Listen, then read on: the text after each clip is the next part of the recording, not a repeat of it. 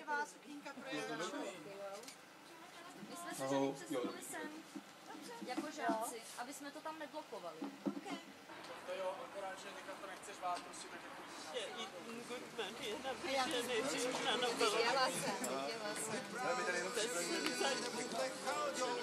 Zatímco andělé spočinou v posteli, démoni ve chvíli zaplní kostely, přesvědčí duši, by k modlitbě poklekla, však místo do nebe modlí se do pekla.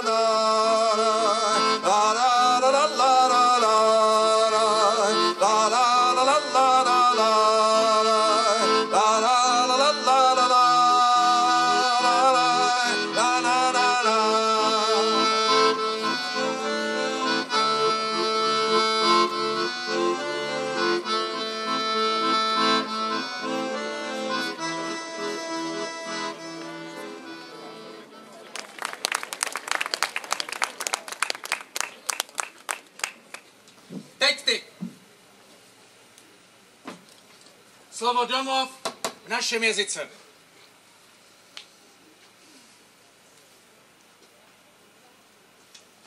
Já jsem řekl, že tohle není náš jazyk. Tohle je náš jazyk, tibetština. A tohle to znamená domov v tibetštině Nang.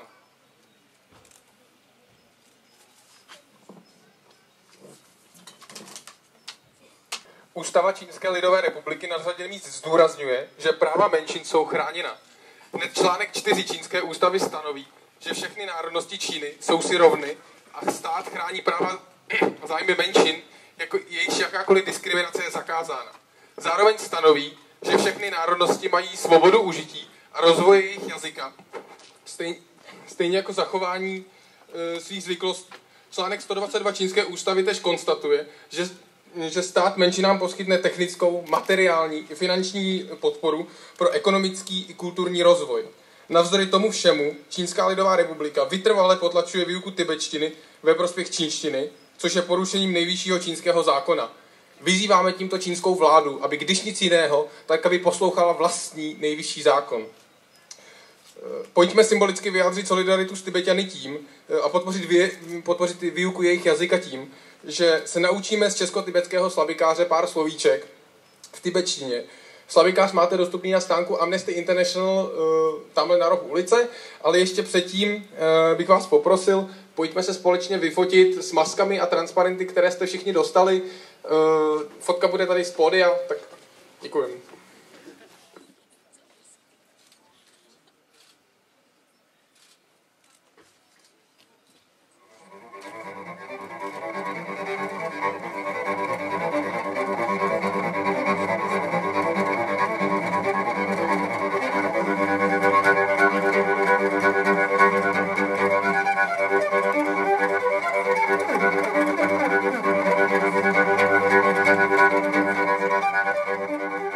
Podstata soucitu je totiž strašně krásná a hrozně osvobozující.